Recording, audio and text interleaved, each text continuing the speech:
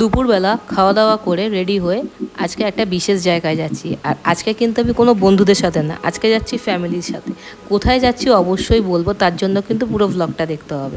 গাড়ি বুক করে মা, মাসি আর দিদাকে নিয়ে বেরিয়ে পড়েছি সেই জায়গায় যাওয়ার জন্য। আজকে আমার কাজের প্রেশারও কম ছিল, তাই মা অনেক দিন ধরেই বলছিল যে চল ওই জায়গাটা থেকে ঘুরে আসি।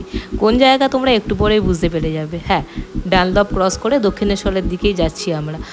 অনেক দিন ধরে বলছিল তো চলো আজকে যাওয়াই যাক, তাই জন্য বেরিয়ে পড়েছিলাম সবাই মিলে। তো যাওয়ার পর দেখি অনেক কিছু চেঞ্জ হয়ে গেছে। আমি বেশ অনেক বছর আগে এসেছিলাম, বলতে পারো প্রায় 7-8 বছর আগেই এসেছিলাম। তো মাঝে আর আসা হয়নি। তো ভেতরটা অনেক কিছু বদলে গেছে, মানে আমার দেখা তো এরকম ছিলই না। দেখলাম অনেক সিস্টেমও বদলে গেছে, এন্ট্রি এক্সিটের অনেক রকম সিস্টেম। আর এখানে নাকি বলে যে ভগবান না চাইলে নাকি আসা যায় না এই সমস্ত জায়গায়। তো হয়তো আজকে মা চেয়েছেন, তাই জন্যই হয়তো আসতে পেরেছি পরিবারের সাথে। ভালো লেগেছে, সত্যিই খুব ভালো লেগেছে।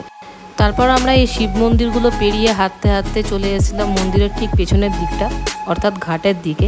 বিকেল যেহেতু হয়েই এসেছিলো, তাই সেরকম একটা সূর্যের তাপ না থাকার কারণে ভীষণ সুন্দর লাগছিল দেখতে। আর এখানে একটা আমাকে বিশেষ কাজ করতে দেওয়া হয়েছিল, যেটা কি বলবো, আমি পুরো অবস্থা খারাপ হয়ে গেছিলো আমার। বলা হয়েছিল হাতে করে গঙ্গা থেকে জল নিয়ে আসতে ছিটানোর জন্য। তো কোনোভাবে হাতে করে নিয়ে এসেছি অতগুলো সিঁড়ি পেরিয়ে। তো এখানে আবার নিয়ম আছে যে ব্যাগ নিয়ে, মোবাইল নিয়ে ভেতরে যাওয়া যাবে না। তাই আমি আর দিদা এখানে বসে অপেক্ষা করছিলাম। মা আর মাসি গেছিলো ভেতরে দর্শন করতে। তারপর এবার আমি আর দিদা গিয়ে ভেতরে মায়ের দর্শন করে আসি।